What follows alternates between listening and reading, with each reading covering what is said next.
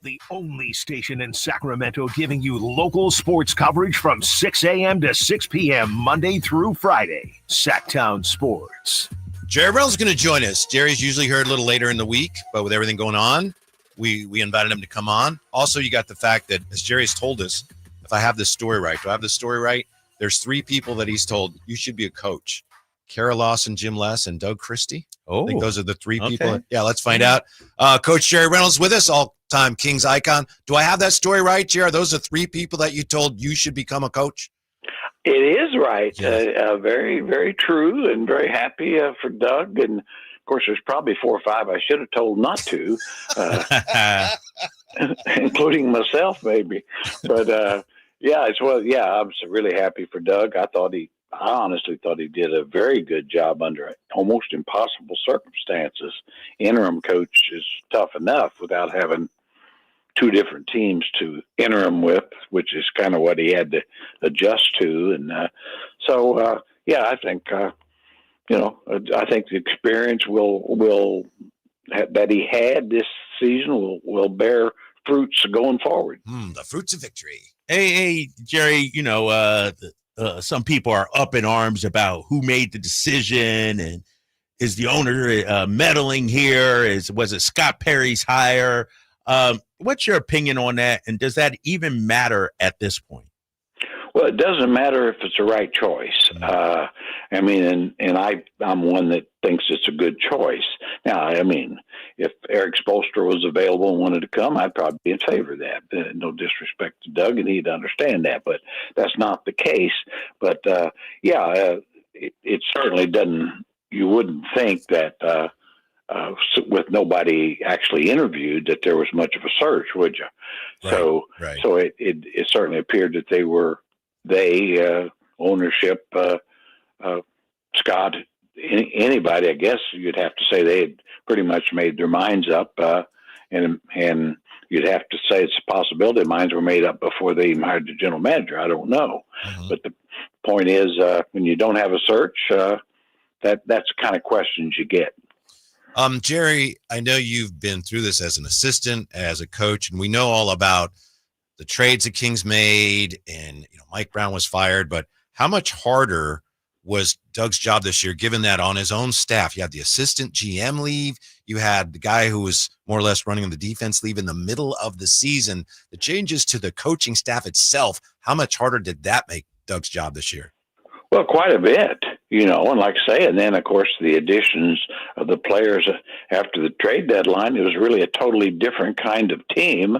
And, and honestly, as I listened to you guys talking about Fox's last 2 games, well, he wasn't at his best, but the truth is, De'Aaron is better than anybody that is currently on the roster, in my opinion. So there's that, and he had to adjust to a totally different kind of team. Certainly one with Fox is not a pure playmaker, but he is a point guard and a lead guard, and so there's a real gap there. And so, I don't know. I don't know who could have done any better. There's guys that could have done as well, but I'm not sure anybody could have taken the team and done much with it. I'm not a fan of the roster particularly, because quite honestly, they won less games this year than last year, and they're an older team. Mm-hmm. Hey, Jerry, how critical and vital and important is it to have the right assistants for a head coach in the NBA? Not just Doug, but any coach. How vital are assistant coaches to success? Oh, extremely important. You really need people that are your guys.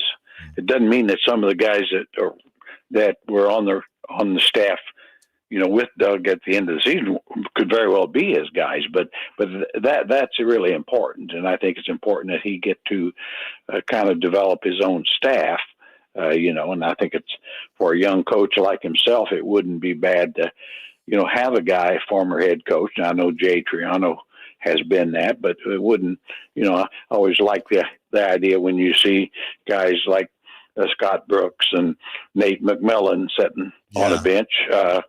I think it gives you a little warm, fuzzy feeling. Jeff Van Gundy, you've got guys that have been there and done it. Terry Stotts with the Warriors, for example. Terry Stotts is another proven playoff caliber coach. And so those guys are out there, and if, but the most important thing is they need to be your guy.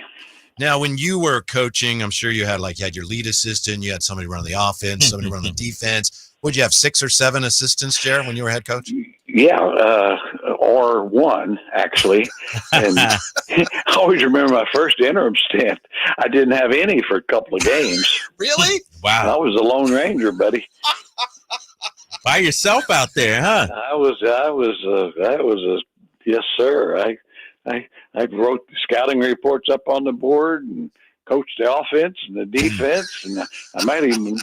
There was a couple times when I had to tape some ankles. Oh, my, how things have changed. Jeez. It's a little bit different now. Yeah, a little bit different. And I'd have to say I probably would be more along the lines of 2 or 3 assistants. Probably would be plenty, and then a really complete scouting staff, which we didn't have either at that time. We didn't have a full-time scout. I think my advanced scout was a guy named Mike Thibault, who really had a nice career in the WNBA, but he was part-time, and he would do some he would do some advanced scouting when he could. We had it all going for us. Yeah, Mike, I need you to scout Detroit. I can't. I got to work. I'm sorry. Yeah. Right. I've got to stock shelves at Safeway.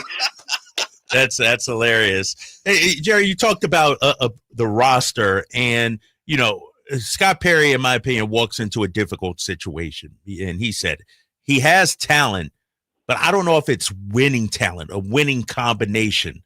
What's the first thing you're shopping for? What's the first thing you're looking for to add to this team? Well, I think they clearly need a point guard, a guy who's a legitimate playmaker, and then another long wing.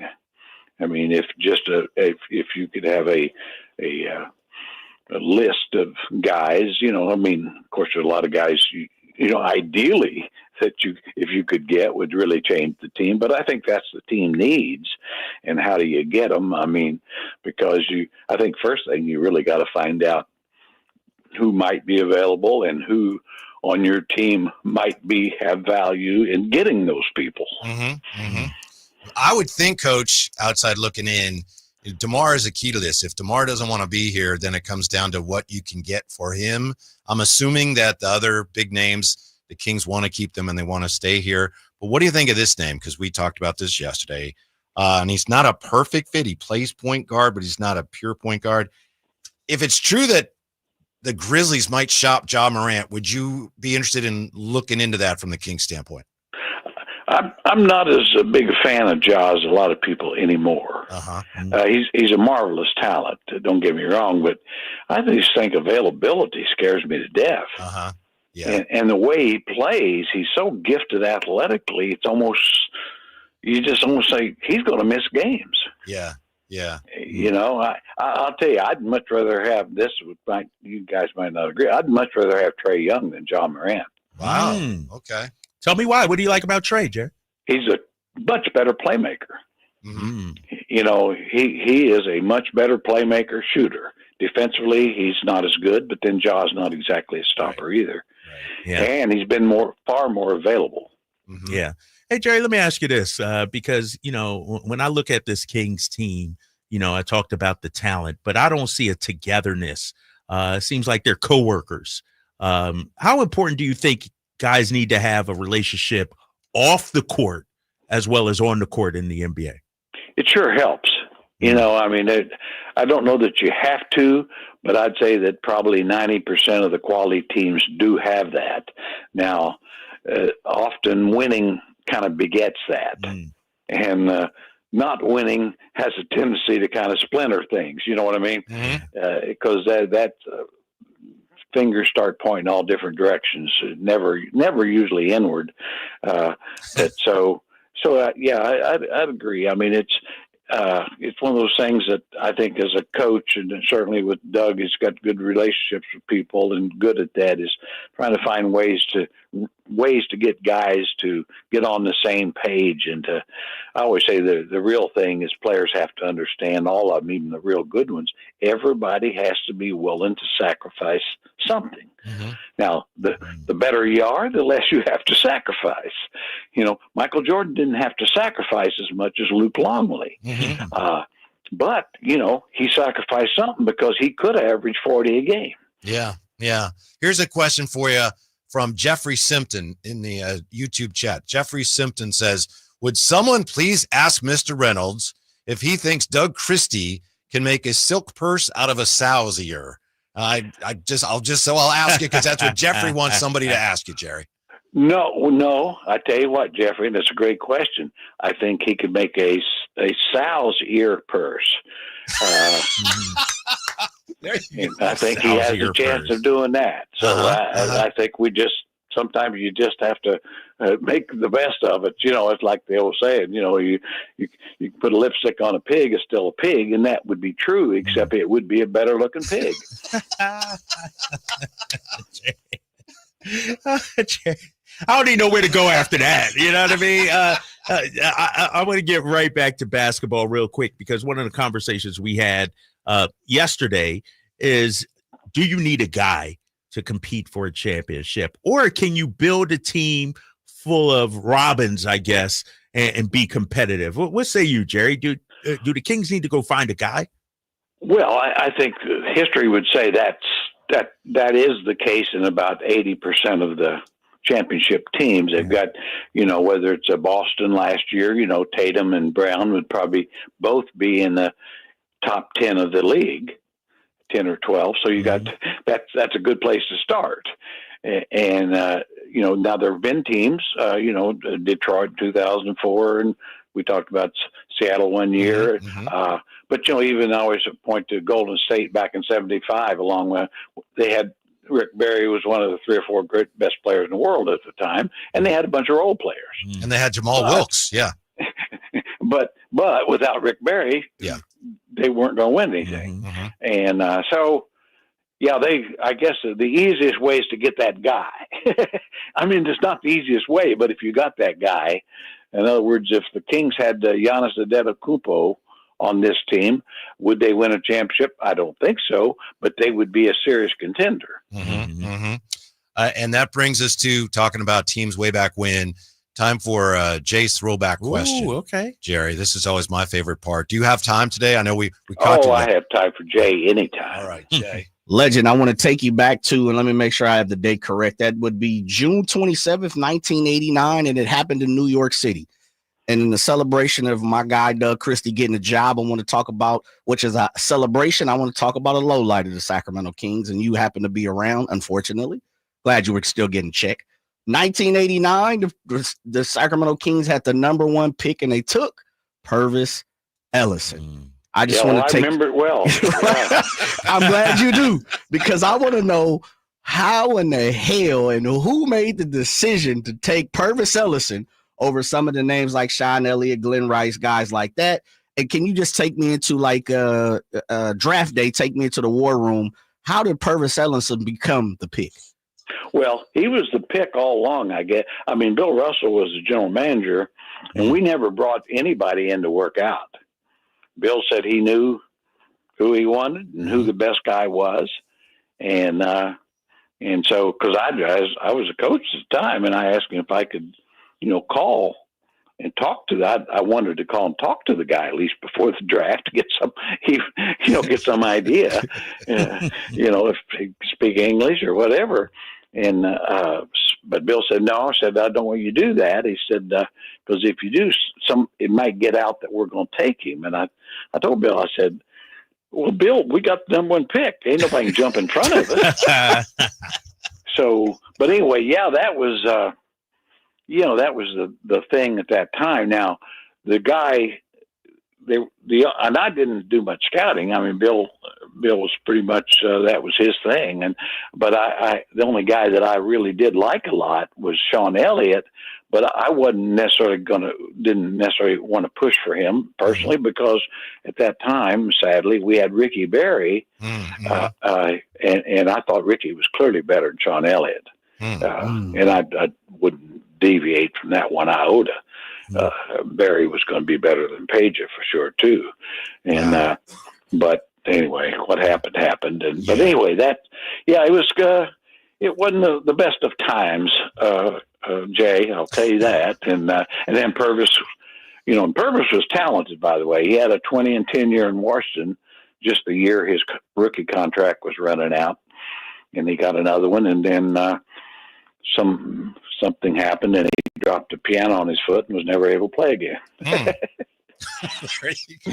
Yeah. And Danny Ainge always told me he was convinced he did it on purpose, but I don't know if that's true or not. I do know for a fact that my brief time with Purvis, a very likable guy, but I'll tell you, he was a guy who really did not like to play basketball. And that's a flaw for those of you that are interested. I've always said that's kind of one of the reasons you do kind of want to work guys out. And I think even more importantly, have psychological tests, which we used to do a lot more of. But I love Bill Russell, but that was probably one of his eccentric C's that probably didn't work out real well. Jerry, we've been talking about this week relative to the NFL draft. It's harder now because you got guys coming out of college. They've already been paid in some cases. So it's even harder, to get. You don't want to get somebody who doesn't love football or basketball because in some cases now guys like, I've already been paid. I don't even need the money. So you got to be extra careful. Absolutely. It's scary. What somebody was telling me the other day, that was true, but Page's son is getting $3 million or plus from Illinois. Wow. Is that why he's jumping around so much? I think that's why they all jump around, Kyle. Yeah. I mean, really, it's just like everybody's a free agent every year. Yeah. And so, I go to Siwash State one year and then average 20 and they give me $200,000. Then I go to East Jesus Tech and they'll give me $500,000. So I'll go there and that sort of thing. And it's, I don't think it benefits anybody. I'm glad to see players get money. Don't get me wrong. The NCAA should have allowed that a long time ago to some level, but it's a wild, wild west out there. And there ain't no sheriffs. No. Before we let you go, anything surprised you so far as what you've seen in the playoffs? Well, I can't say anything. Well, it's been so many good series. I mean, I knew the Denver Clipper series I thought would be the best, and I think it is. And I certainly have been like the Rockets and the Warriors. I would like to see the Warriors lose. I'm kind of a little bit like Kyle there. Yeah, he's a Warrior fan this series. Well, the only thing I disagree with you a little bit, Kyle, is that the Warriors, they're a rival for the Kings. I'm not sure the Kings are a rival for the Warriors. I hear you. I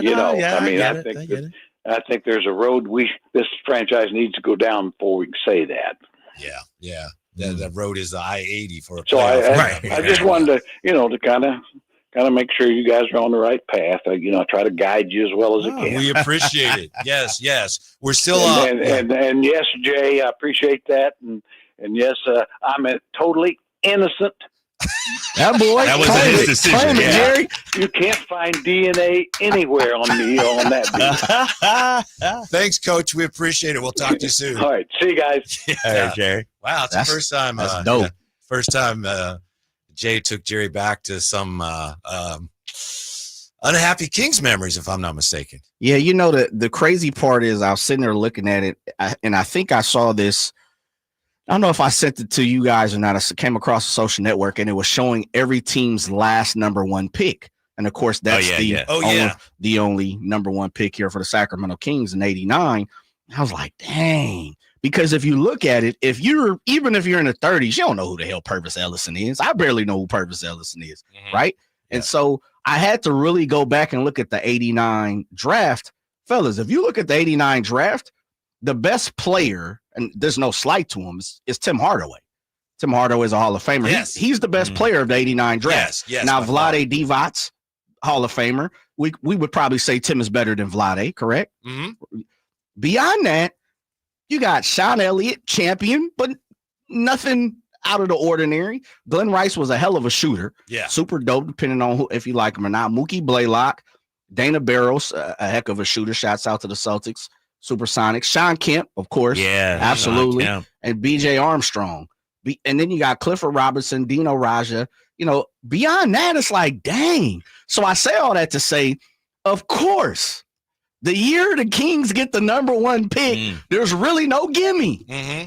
I think it was Bill Russell with that kind of old school thinking that we got to build a team, and you got to build a team around a center, and this guy has a chance to be the best center, and that's our pick, and it didn't work out. Right. And let me say, it wasn't like Purvis was a slouch, though. No, in Louisville, right? In Louisville, he was. In 86, he was the most outstanding player of the tournament as a freshman.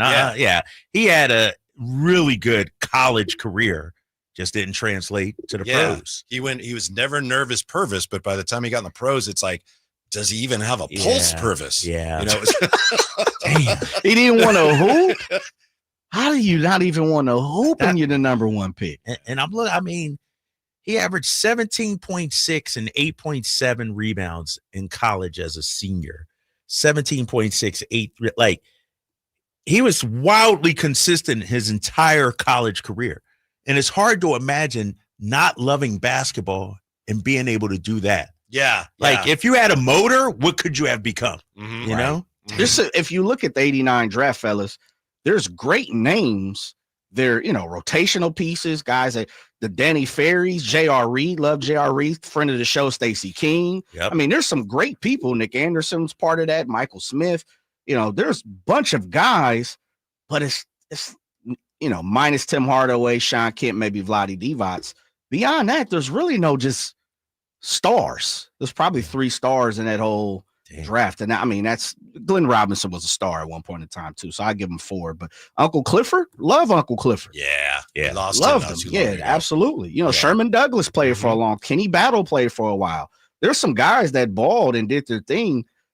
It's just crazy how the Kings' luck and history tells the story. Jay, that really speaks to the logic behind Uber tanking. And I'm not saying it's right or wrong, but that's the logic behind it is if you have one bad year, then you have the first pick, it might be a draft that doesn't help. Right. So you have to do it for like 3 or 4 years in a row to maximize your chances of getting the guy. Hit that one. He's got one shot at it, and that guy, they didn't get him, but it's possible he wasn't there.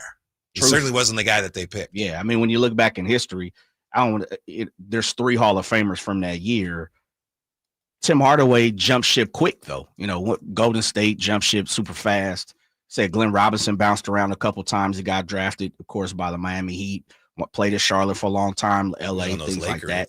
Absolutely. So it's one of those things where, Sean Kemp played for the Sonics. I guess that'd be the one person who really played for his team for the most part. Yeah. But man, it just, you look at the 89 draft and you say, of all years, it wasn't a gimme year for. How about this, fellas? I just wanted to Google real quick. Teams with the most number 1 draft picks in NBA history. Ooh. Cavs 6, Wizards 6, Rockets 5. Look at who the Rockets drafted number 1 overall. They had 5 picks. Elvin Hayes, the Big E. They were in San Diego then. John Lucas. Yeah, San Diego. Right. Ralph Sampson, Hakeem Olajuwon, and Yao Ming. Boy, they've hit. Yeah. The Kings actually have 5, but only 1 since 1960. Was Oscar Robertson one of them? Yeah. 1960, the Big O. Bob Boozer in 59. Hot Rod Hundley in 57. And Cy Green in 56. Outside of that, Purvis Ellison. Over the last 55 years, we've had 1 number 1 overall pick. That's criminal, man. That's Atlanta Hawks 4, Milwaukee Bucks 4. But yeah, as bad as we've been, we should have more than 1 number 1 pick. I hate this idea, but you've probably heard it. I'm just wondering what you think of it. Some have suggested that you have in the draft lottery, it's like a wheel where every so often everybody gets a shot.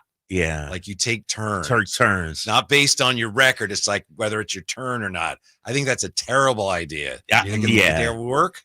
And that's including championship team. Like I think everybody. When it's your turn, it's your turn. Nah, then that's every 30 years No, you it get doesn't. number one. It doesn't. I don't think it works. How about the Spurs, fellas? 3 number 1 picks: Robinson, Duncan, and Wembanyama. Yeah. Damn, They've got Bingo, lucky. they've got every Yeah. year they got a generational talent to select. And it's self-explanatory. Yeah. Those 3 years, they're self-explanatory. Right. There's like, of course you're Man. going to take this. Yeah, out. right. This is a no-brainer. There. Yeah. When we come back, the 4 biggest reasons why Doug Christie got the job and why Jerry says all the rest of it doesn't matter.